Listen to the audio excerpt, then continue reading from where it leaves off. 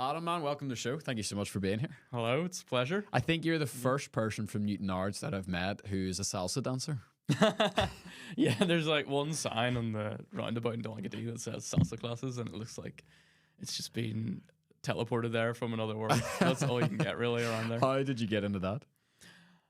That's a good question. So I decided in my last year of uni, all right, I'm going to stop playing games. When I graduate, I'm going to commit myself to a hobby. And we say games like video games? Yeah, or, video games. What was your drug of choice?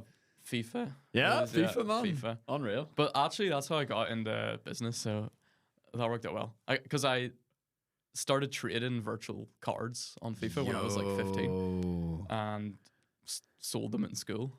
Unbelievable. A few £100. So that was what got me into kind of entrepreneurship. That was your entrepreneurial gateway? Yeah, that was just how it happened. Unreal. So. My entrepreneurial gateway was actually creating RuneScape accounts. I don't know if you remember a game called RuneScape. And then selling them on the black market for like real life it's money. Probably big money. I thought it was big money back then. Yeah, I mean, I think there's so many opportunities. Whenever you're like early teenager, they just start cropping up because a lot of these games now, they do make most of their revenue from virtual trading. Yeah. So you can get into it, and I made a little bit more than selling sweets in school. So. Unreal. So, I mean, the jump from FIFA to salsa, I interrupted you, sorry. Yeah, anyway, so I started learning Spanish because I had been over in America the year before working at a summer camp for homeless kids. And there I met a lot of people from Mexico, Colombia, and just got interested in their culture and decided, right, I'm going to start learning salsa dancing and Fran Spanish, essentially. So the two kind of melded together because I wanted to understand what are the words in the salsa songs actually meaning, like, because what am I going to be dancing to? Sure. It turns out a lot of them are about cheating, divorce, heartbreak, people dying. So that was maybe not the best idea because once you know the words, you start like listening to them when you're like, why am I dancing to this? Like kind of, and she left me. It's like shaking my hips a lot, but it's fun. It's worked out well. It's so funny. I have a mate, Nathan, and he is just about to marry a woman from Spain. And it's so funny, like all like the bachata, like the kind of real heavy, groovy, like Spanish songs. Like, these are so good. And then like his fiance would be like, do you know what that actually means? And I'm like, no, please don't tell me because I just want to ignorantly dance to this. Yeah, I get that. I think Despacito was popular for a while, and people are like, it's ignorance is bliss. If you don't know what you're dancing to, then I mean you can get more in the moment. 100%. It's the same over like in Mexico, for example. A lot of songs in English would be playing in the shop, and they've got a lot of explicitives in, like the F words in them, quite a lot, but people don't really know what's going on. So sure, it's kind of there as background noise. So you go to America and you meet all these people from around the world, Mexico included. Like, is there a romantic involvement here that leads you into salsa, or? No, not really. Like with the music, yeah. The music got me into it. What was it about the music drew you in? It's just, maybe it's because it's different. Like, it sounds happy and it's got kind of a rhythm to it. And I remember watching people dancing that and just thought, I want to do that. You know, if you watch two people that are really good at dancing, for me, most genres of dance, I'm like, I'm learning that tomorrow. Yeah. So it kind of that caught my eye, and I thought I want to be that person who's dancing like that. This episode is part of our ongoing series with NI Connections, where we interview an interesting person from Northern Ireland who's living and/or working overseas. Now, who are NI Connections? They are the diaspora department of Invest NI, and their mission is really, really simple. It's to connect the Northern Irish community all around the world. They put together some really incredible resources, including how to move you and your family back home if you have been living overseas, how to move to Northern Ireland for the first time, and even how to move your business or open up a new branch in this wonderful place that we call home. You also can find hundreds of interviews and profiles with fascinating people who are proud to call this place home, and you can check out all of these things and sign up for their free email newsletter at niconnections.com. Thanks very much, and I hope you enjoy the rest of today's episode. We really love talking to people from Northern Ireland who have gone down a different path and who do things differently. And I think salsa dancing is one of those things that if you're from Northern Ireland, you can't possibly imagine doing, because we're quite awkward as a culture. Like unless it's in a dark room and there's like, alcohol and loud music and bright lights involved, people will rarely dance. Like we were chatting the other day, like the only time that you ever see like dads dancing is usually at weddings. Whereas Spanish culture is very, very different. You're also very different because you are your own business owner.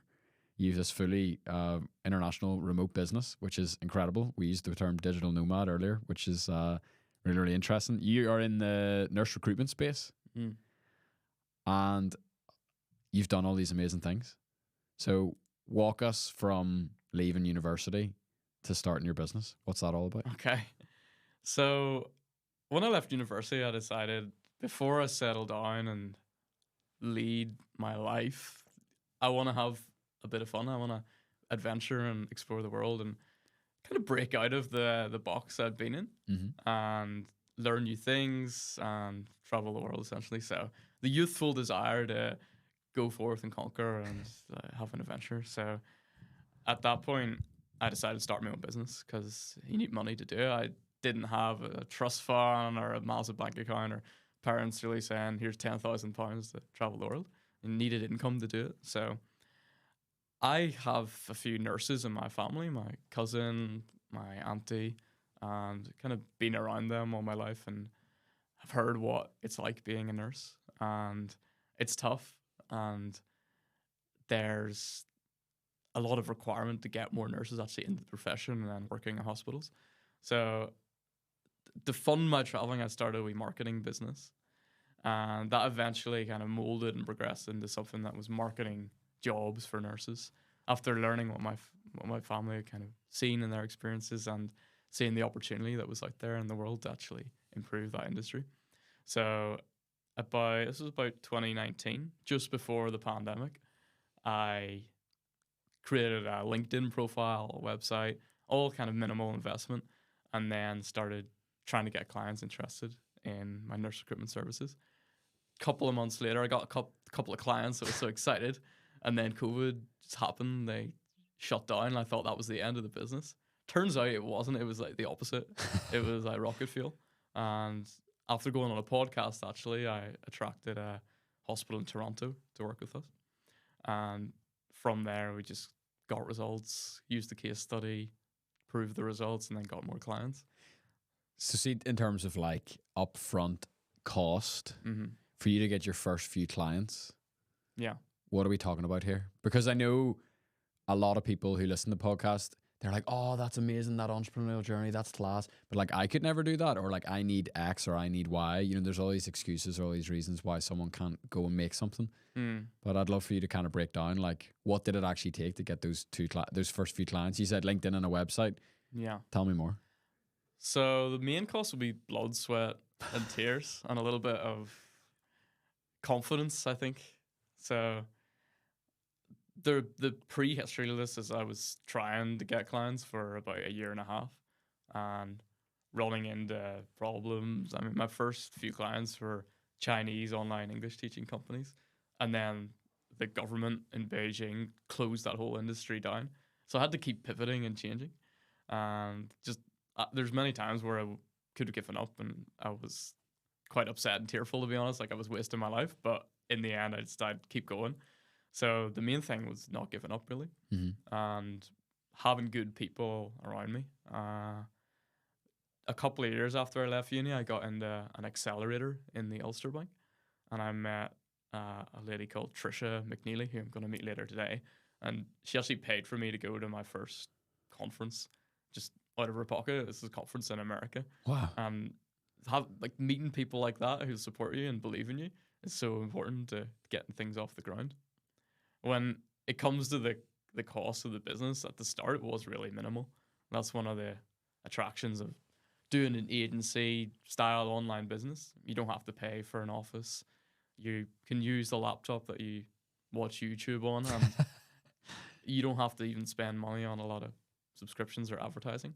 Yeah. If you can bring something new to a market that needs it, especially over in America, then they'll happily say, oh, let's try it out. So I think having that confidence to go out with new ideas and then put them in front of people is what kicked things off. And doesn't actually require a lot of money to get started. Yeah. And I mean, now through your company, you've hired 10,000 nurses. Like 10,000 placements later, it's pretty insane. I know it's I don't know. Looking back on it, it all makes sense when you see every step. In my mind, I see my history kind of lined up. Like what I did yesterday makes sense because of the day before. Mm-hmm. If I had been taken back like 4 years, then where I am now, I would be so surprised and shocked. But it's life's made up of every single day. You know, the sun rises, the sun sets. So if you look back on it, what you did each day is gonna incrementally create who you are today. Yeah. So, I mean, let's talk a wee bit about the problem that your business solves. Because obviously, all great businesses, they solve some sort of a problem. And the healthcare space, especially over the last few years, even without COVID, Yeah. I was obviously undergoing a lot of challenges. So, how do you step in and kind of be the hero? And who are you a hero to? So, a current model is about helping hospitals and other healthcare providers hire and retain staff. And the issue is that internally they struggle with their marketing, branding, and selling to candidates. So they know that they're a hospital and they provide healthcare services, but they don't know how to communicate that to people that would want to work there. So we're all about kind of improving standards in how hospitals can communicate who they are to nurses and then communicate what nurses are actually going to get from working there.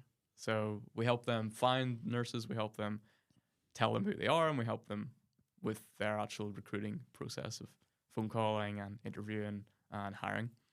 The broader thing here is if nurses work somewhere that's a good match for them, they're more likely to stay in the profession and be happier and encourage others to get into the profession. And that's really what is needed because of the shortage of nurses that we have across the world. Need to have better matches between employees and employers and kind of a better credibility of the nursing profession as a whole. That's one of the problems with the NHS. There's not a lot of options for a nurse who's unhappy that she can jump to within the NHS. That is different. In America, one of the benefits of the private system, which has its flaws definitely, is it's like a patchwork of different options, different benefits, different salaries, different cultures that a nurse unhappy in one place can go over to get a better career. Mm-hmm. Why do you think we're experiencing such shortage in the nurse industry, for lack of a better term? Yeah. Well, I think pay is definitely a big one. That comes down to how health systems are funded. Now, pay in America would be over double here for a new graduate than it is here. So it's over there they have the problem as well. It's not only that. There's a supply side issue of the number of educators. I'm talking about over there, particularly the number of educators and funding going into universities, classroom resources doesn't meet the demand of people that want to learn to be a nurse. So there's probably only a 50% acceptance rate in the nursing colleges in America.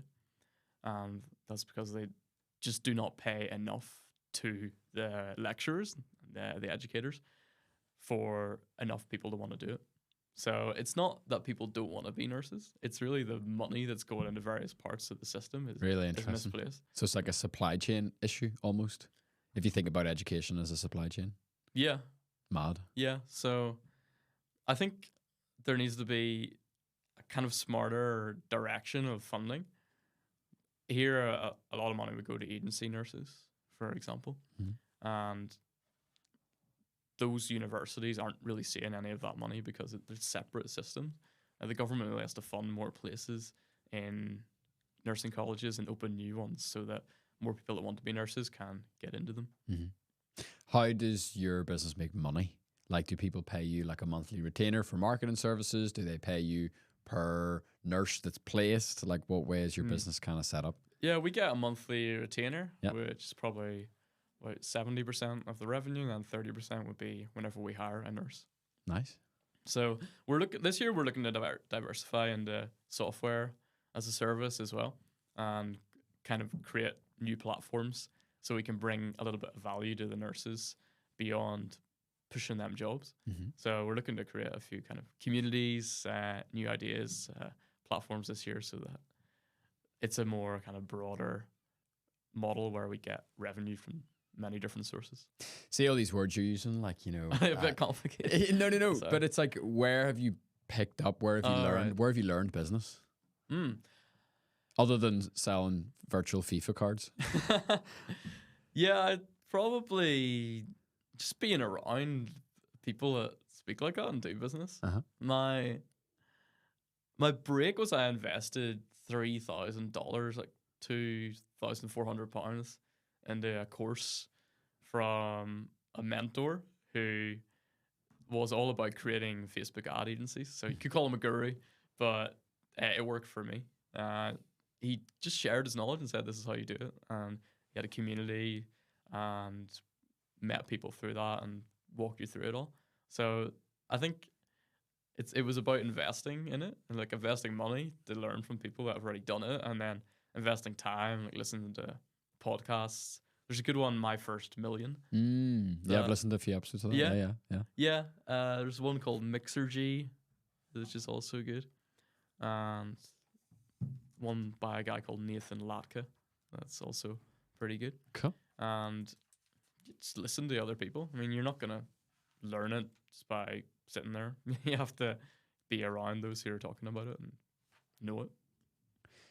I mean, well, we usually do this sort of stuff at the end, but like, if you could go back to the start of your business journey, what would you do differently? If that makes sense, based on what you know now, and for someone listening, like, I know there's no such thing as a shortcut, but there is a fast track, you know. So, for example, you invest in that money in the Facebook ad program. That was a bit of a fast track. Like, are there other fast tracks that you could identify for people who are either looking to start their business this year or grow it? Yeah. So get a good environment. So your working space and the people who are in that working space. It could be just sitting by yourself in your room, and that's fine. Or it could be going to a co-working space and having people around you that are lifting you up and making you feel like you're on the right path. I think a big trap for a lot of people is they take advice to heart from people that are close to them, like friends or family, but who haven't done what they're trying to do, who would push them more towards the safer option. And they've stopped before they get started.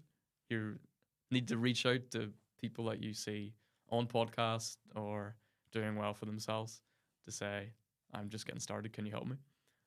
That's how I got started on the first podcast I got on to. I just sent these guys a loom, which is a little kind of 10-second video of yourself in, I think it was outside in a garden, and said, like, what do I need to do? Who do I need to be to get onto the podcast? Because they had a lot of big people from big businesses pitching on there. And they just said, just come on. And I didn't expect that. I thought it would be more difficult. Yeah. Because I hadn't done it before. So having people around you that have done what you want to do or something similar or achieved something in their life, then it's actually really helpful. Also, just don't be afraid to spend a little bit of money on yourself. The first thing to invest in should be yourself. So if you have £100, instead of buying a new jacket or buying stocks in a company, you want to invest in yourself, because then you can increase your income and increase your knowledge. And if I could go back, I'd probably do that a little bit more at the start, maybe even earlier in my life. What other investments have you made in yourself other than the ad program that have paid off massively? Oh, okay. Well, a few more after that one. So I found I get to the end of usefulness for that program, and then I was more of a recruiting agency after that. So I got someone who was doing it in recruitment, and then I wanted to use the money I was making to build wealth, invest, and then I found someone that knew about that. So it's really about taking those kind of relationships to the point where it's a natural conclusion, and then getting someone to help you in the next step, what you want to do with your life. So that would be the main thing. you have a very collaborative mindset, and not a lot of people have that. Like, this is how I knew, like, literally the last 2 minutes that you just said made me think, no, this guy's actually a proper entrepreneur. Okay. Like, there's a book that we're all reading at the minute called Who, Not How. And the idea is, like, instead of asking yourself the question, how am I going to do this? You ask, who can help me? And that doesn't come naturally to a lot of people, but it seems like it comes quite naturally to you. I think that's how wealthy people tend to stay wealthy and their kids are wealthy. That's why people pay so much money to go to Eton and really want to get into Oxford. It's the people that you know and who are around you that really help. And I didn't start off with knowing really anyone that ran their own business.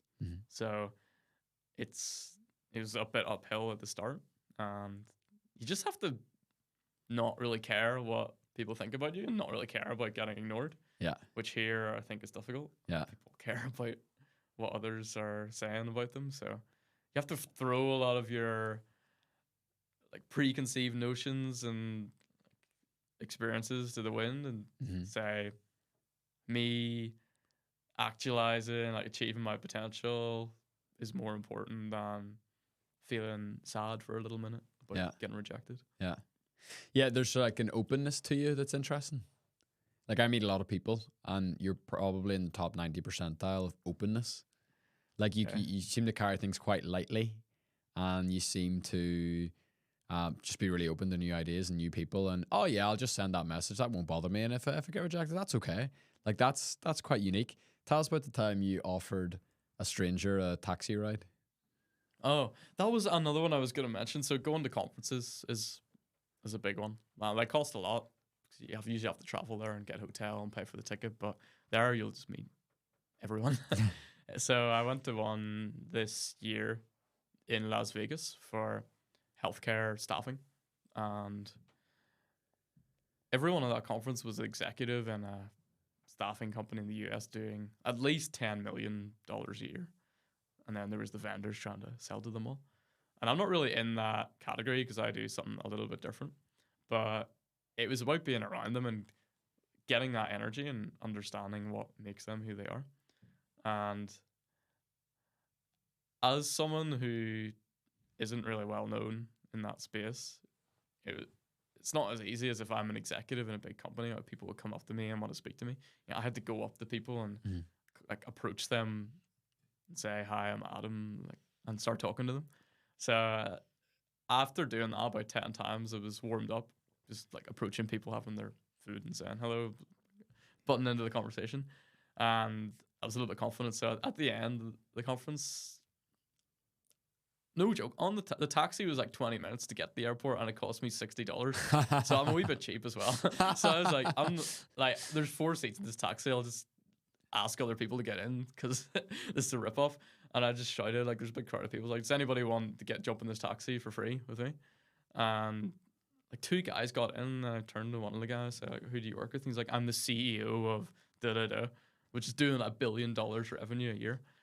And like, that's the sort of person that in those conferences, you don't see him because he's doing kind of backroom meetings the whole time and like doing deals. So just getting in, I had a good kind of 20-minute conversation, got his business card and kept in touch. So like, that moment of just saying, everyone, here's what I'm going to give you, like, get in, was paid off big time. Yeah. And the 10 moments before that failed led up to that moment and made it possible. So I was happy I did it. Do you believe in serendipity or luck or anything like that? I think I used to, but then I realized every time I thought I was lucky, it had some sort of relation to where I put myself or someone else coming in.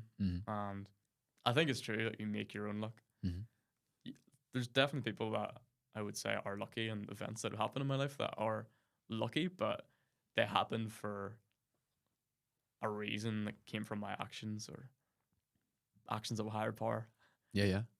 I think it's really interesting. We had someone on the show a few years ago, and they said that they love that quote, "The harder I work, the luckier I seem to get." and they talked about how, like, by hard work and effort and putting yourself in the right place, you increase the surface area for serendipity to happen. And I was like, I love that.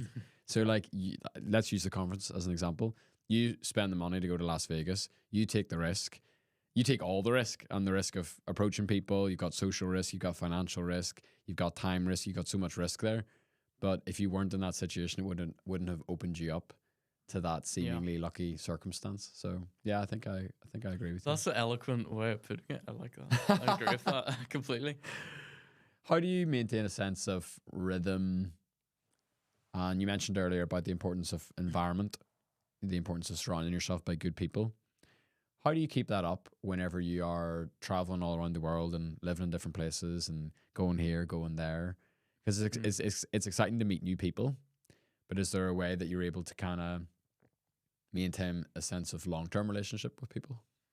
Yeah, so there's two things really. The first one is having a base or bases that you would go back to. So I'm not on the road every day or every week or even every month. There's places, for example, Guadalajara in Mexico, that I would spend a lot more time in than elsewhere. Or don't spend a lot of time here, but here's also a base because I know lots of people here. So you should lay down like small roots, maybe have a little kind of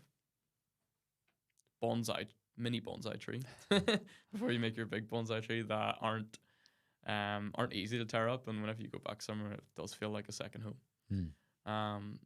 The second one is online. I mean, I've got connections across America and Asia that I haven't really met in person, but I've grown quite close to, and I can speak to them at any time when they're awake, just through the phone. So you can kind of make a virtual network of people in a virtual community and engage with it without needing to actually meet these people in person. So that will follow you across the world, or that'll stay with you whenever you move home. So it's useful as well. When you come back to Northern Ireland, what does it feel like? And what do you do? Oh, it feels great. I actually love it here. I would visit my family. I would watch football with my granda and go and visit my granny and just get connected again with my roots. I love walking through the streets or in the countryside and kind of soaking it in, because if you're living in a sunny country here, if it really does feel different. It's not just the people, but the weather and the kind of the moisture in the air really gets into your bones in a way that is different from, say, in America or Mexico. So I love to spend time outside and seeing people. And if it's the summer, I go on big, long bike rides. I think here's a great place to live. A lot of people run it down. Yeah. I think on a lot of other episodes, you say you have to leave to come back. Like, that's true for me. But whilst there may be downsides, overall compared to most countries, this is a great place to be. So whenever I'm here, I just go outside and be in it. It's class. Tell us about your great grandfather. I think it's 3 greats. Yeah. So I study history at university, and for some reason that I'm not quite sure, I've always been fascinated by the past.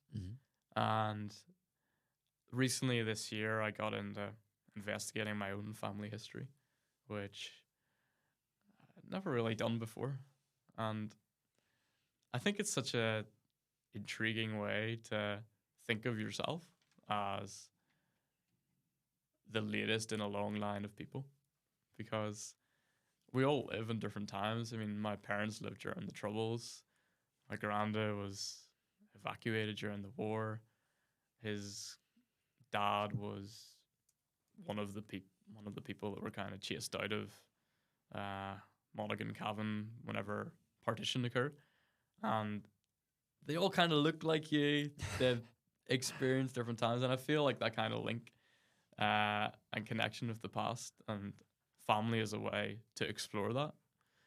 So I did a bit of research and I got back to my great grandfather, James Chambers, who was born in 1795 and he died in about 1870. So he lived through the famine.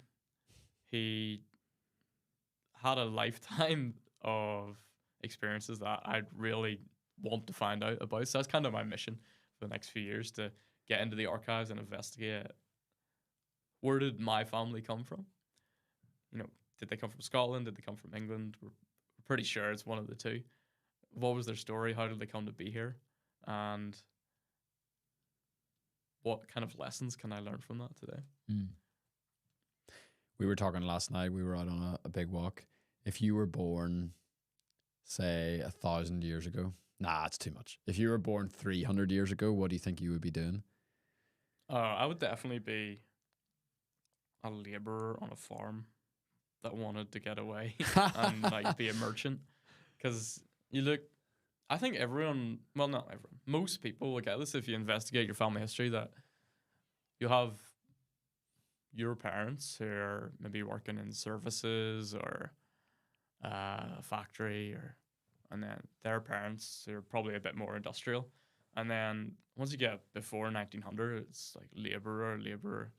Mm. That was like about 90% of people were farm workers or something similar. So I think that's where I would have been, but I would have had ambitions perhaps to get out and explore a little bit more. Where do you think that type of ambition comes from? That's a tough one, because I haven't really thought about it before. I think every young man has that desire to get a big, like, for example, if you go in the forest, you pick up a stick. Mm-hmm. Like, Yeah. pick up a stick and just like stride forward like Gandalf into the world. It's like, some people got sow your wild oats, but I don't really see it as like, I want to make my mark in the world. Mm-hmm. I think everyone does, but we limit ourselves. So I think it's innate in me to do something, like leave a presence. Yeah. Um, Is that why you want to build a castle? yeah, yeah. I mean, I think I'll come on to that, but here, like this, people from this island, you have people that are native Irish and then people that are Ulster Scots, and both have a history of migration and moving across the world. Like, a dazzling number of presidents in the US were of Ulster Scots ancestry, and then there's Irish ones as well. And look, like, being in that culture and that history, and then learning what people that are maybe indirectly related to me. For example, my granny always says we're related to Neil Armstrong, because her maiden name is Armstrong, and there's Armstrongs in Fermanagh that are supposedly connected to the astronaut. And just to be kind of the inheritor of a legacy, something that resonates with me. So whenever it comes to the castle, I want to leave a presence that lasts. And if you build a normal house, I mean, you could say this about a life. Yeah, you don't want it to be knocked down. You don't want your mark in the world to be knocked down in 50 or 100 years. Yeah, I'd love to make something that people would visit in 200 or 300 years and say, wow, like that was an imprint of the time. Yeah. I grew up near Mount Stewart in the Ards Peninsula, which is a country home of the Londonderry family, who ruled kind of most of that part of County Down in the 1800s. And like, that's a majestic place. It's magnificent, the architecture. And I think if you're going to do it, if you're going to make something, like, you should leave something that imprints a bit of beauty on the world and raises the level of goodness that's in the society. Big time. How old are you? 26. Unbelievable. It's unbelievable for a 26-year-old to think like that. What is the legacy that you want to leave behind? Let's say you get another 74 years. Yeah. What do you want to do with it?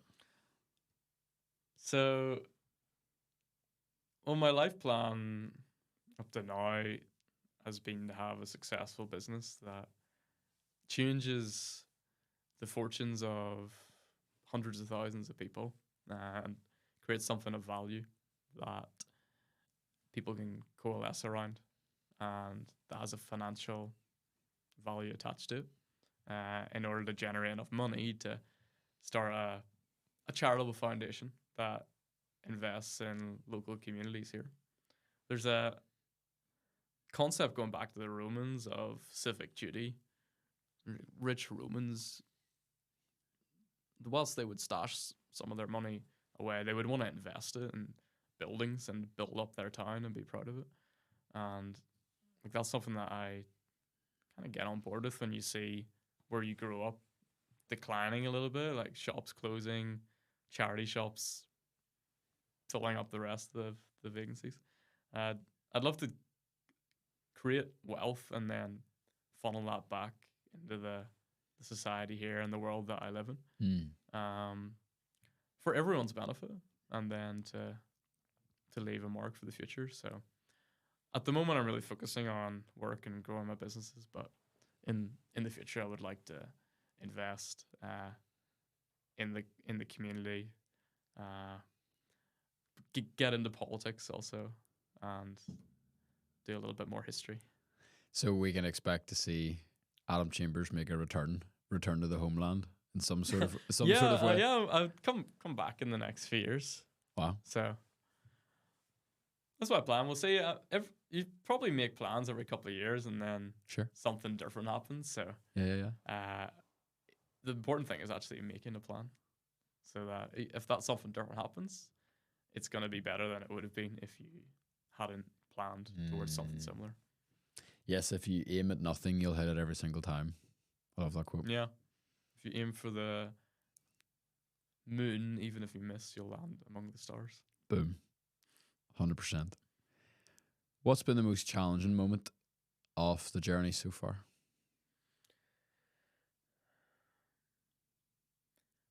I remember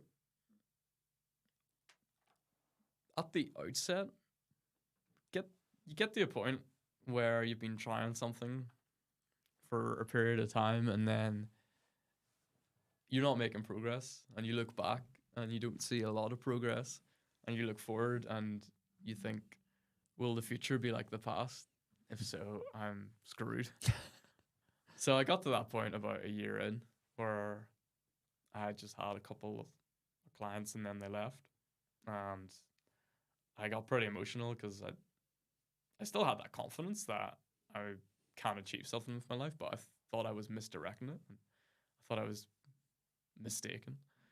So I just remember the moment I was in a co-working space in Mexico, and I had to use a charger adapter for my laptop. And I just taken that out of the plug, and I electrocuted myself by accident because it's just a rubbish one. And I thought, oh no, what am I doing? But a week later, that was when I got on that podcast.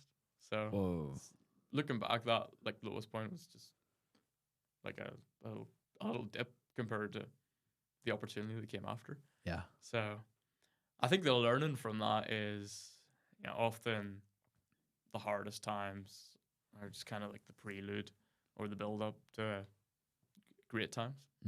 And you just have to really make changes whenever you're at that low point that will take you higher, and don't throw everything out. Use what you've done before, each little step to guide you. Do you think that the low point is what forces you or springs you into the action that you need to take to move to a new level? Or do you think it's almost more of a supernatural, spiritual test to prepare you for what's ahead?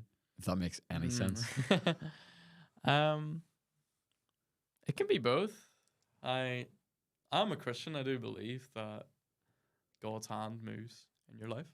Mhm. And I think when it comes to work, I don't really say that God made this happen, but I know that He's kind of guiding me overall. Whenever you're low, you do have to use it as a springboard and say, it's not going to get any worse from here, probably. And my low point wasn't that bad, really, in the grand scheme of life. I didn't lose anything, really, and I still had food and shelter. So use it and recognize that I'm low, but that's fine, and I can go higher, and you will go higher. So I think your story is also full of little funny moments as well, where it's the highs and lows of every entrepreneurial journey. Like it's a roller coaster ride. I love that bit where you were doing the sales call to the big hospital in Toronto. And what happened? yeah. This was when I was just starting out. I only had a couple of clients, so I was a little bit green. And I didn't have my beard then, so I looked about 16. And I had maybe had this imposter syndrome, which is when you think you're not good enough, of will they actually believe me? And I was doing this Zoom call in my bedroom. It was during COVID, so I was back home in my parents' house. And my mom, who I loved the bits, she always did my laundry, and she still does when I'm home, which is great. Appreciative of that. Shout out, Mum. Thanks, Mum. Thank you. And yeah, I was doing the sales call. I was just getting okay.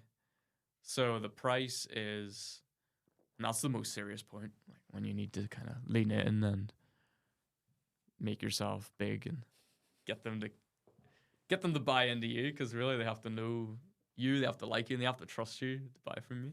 So I was like, this is serious. And then my mom bursts in her dressing gown with my laundry. She's like, Adam, here's your clothes. Oh no, she said it. Yeah, No. she said it. I was like, there's a funny video of this guy doing an interview on the BBC. You might have seen it, and his kids were running. 100%. That was my moment, and she just kind of ran out. And the learning from that was like, it's fine. Like the person who I was selling to didn't really care. Yeah. That was just one of those moments that kind of explodes the kind of belief that I had that things like that matter. What does matter? I go back to confidence matters, really. If you think, like, whoever's listening, I think of your heroes or who you look up to, and would they be your hero if they didn't have the confidence to do whatever actions led them to become your hero? Everyone, from the meekest to the bravest, has had to show confidence. Like people typically say, I don't know, say the Dalai Lama, for example, is a kind of like a peaceful guy, but he's behaving and like going out in the world against the power of the Chinese government, and like he must have immense confidence. So it's something that we don't really get drilled into us here, especially if you're not kind of going to a private school or you're not around people who have supreme confidence. But I think it's so important for achieving things in life. What's the most amount of confidence you've ever had to spend on something?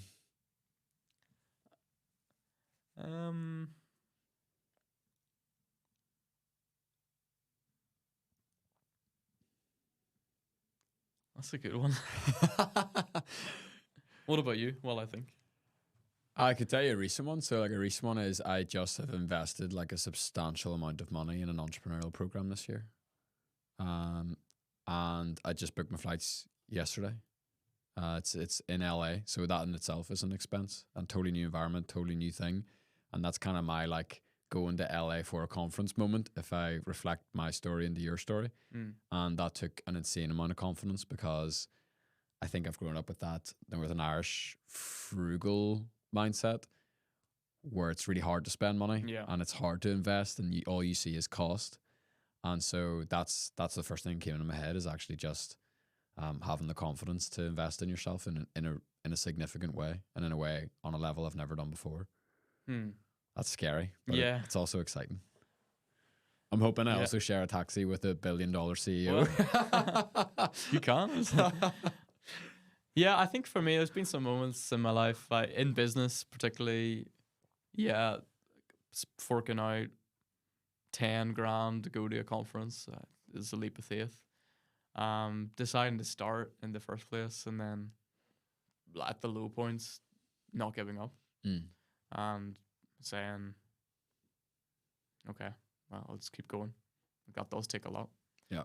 And then following on from that, probably investing the money that I made from the business back into the business or in other things, because same as you, it does take a lot.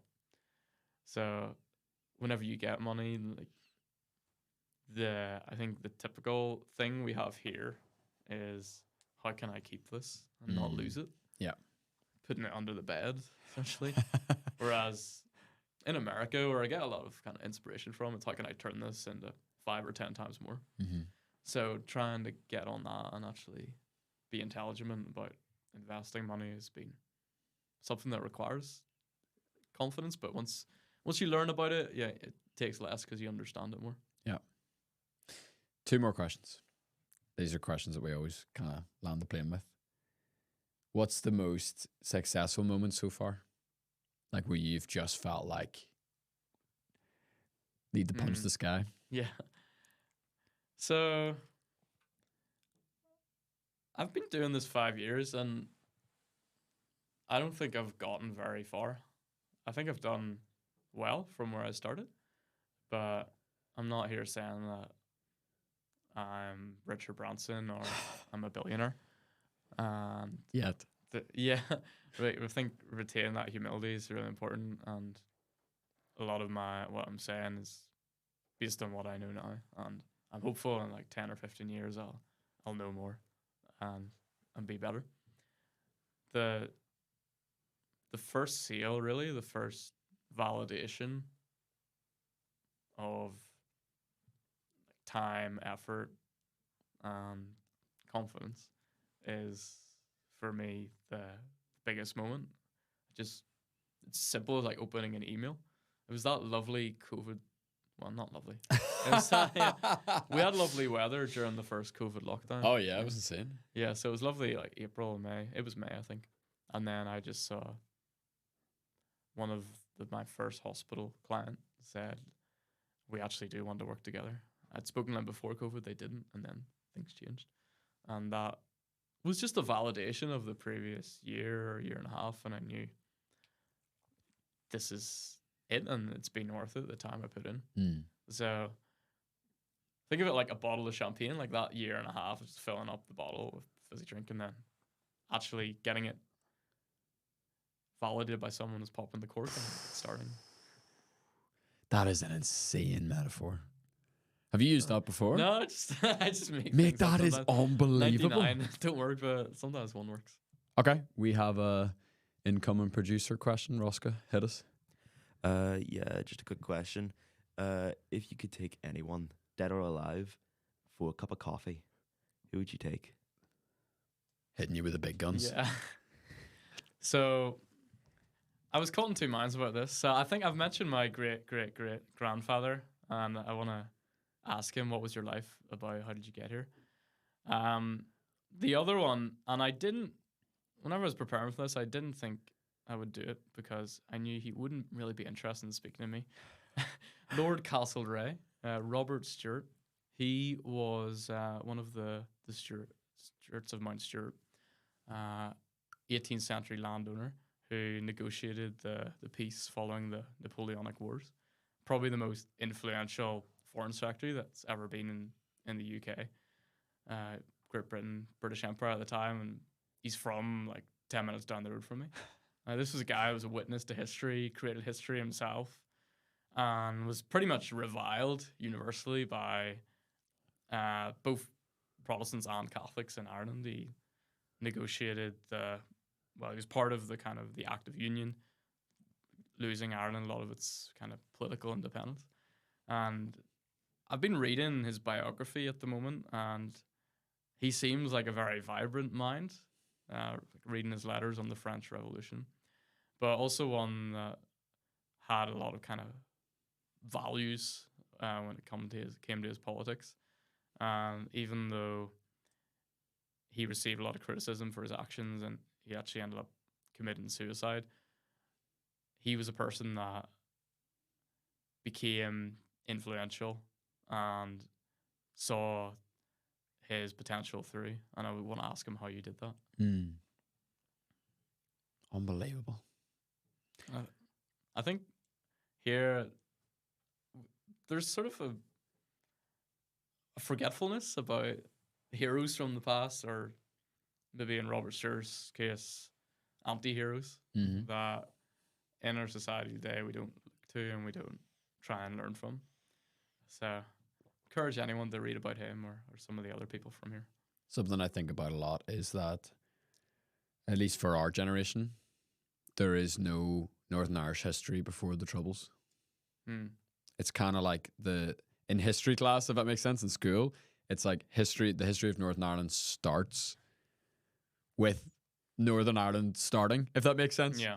And there's no thought about anything beyond kind of the conflict narrative. And I think we miss out on a lot because of that.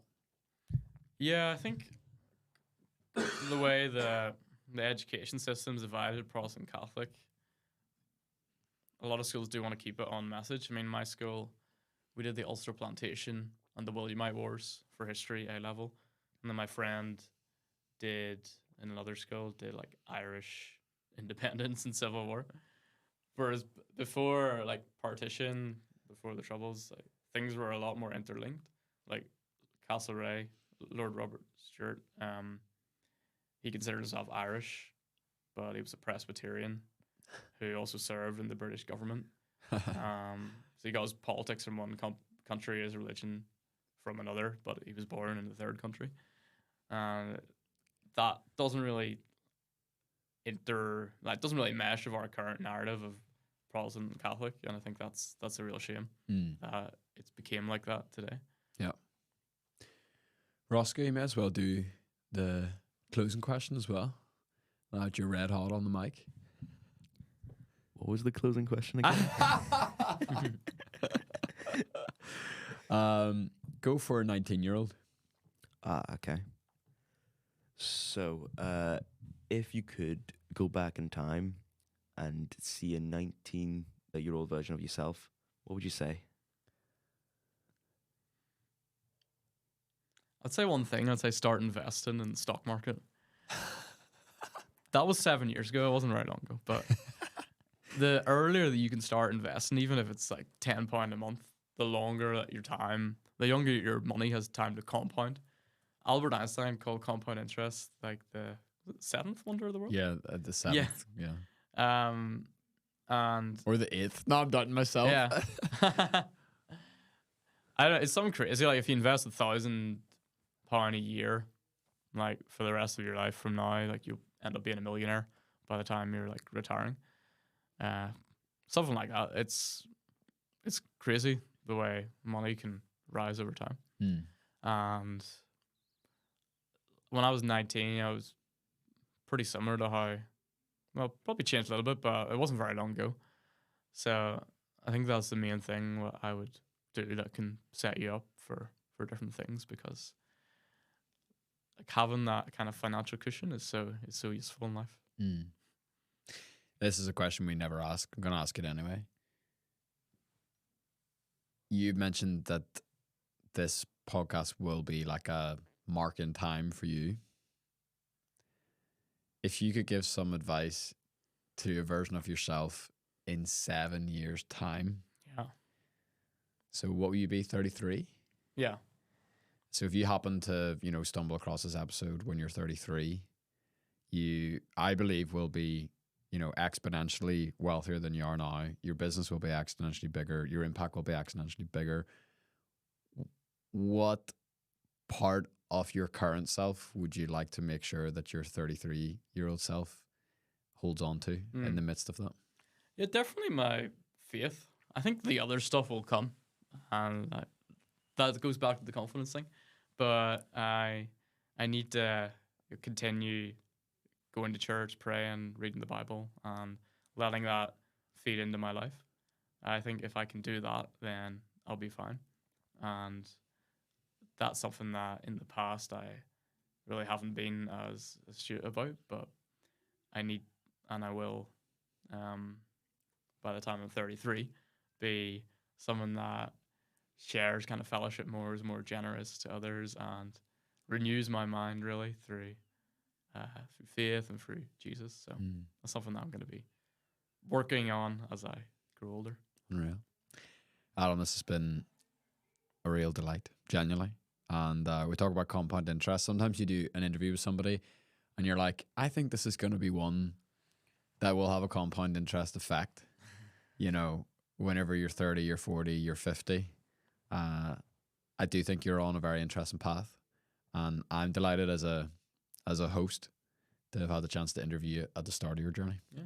And it'll be fun to reflect in the years to come on how that journey progresses. So thank you, man. Really appreciate it. Thank you. I'm glad to be part of your journey as well. Amazing stuff. Just want to give one final thanks to NI Connections for making today's episode possible. You can sign up for their free email newsletter at niconnections.com, where you'll get straight to your inbox interesting stories from people who are from this place but are living and working overseas. You'll also get some really interesting insider information about best practices of how to move back home or how to start a business here and all this other really, really interesting stuff. niconnections.com is the place to do that. And we're so, so grateful that we're able to keep this series going thanks to NI Connections support. Have a great rest of your day. And thank you so much for checking out the podcast. Cheers.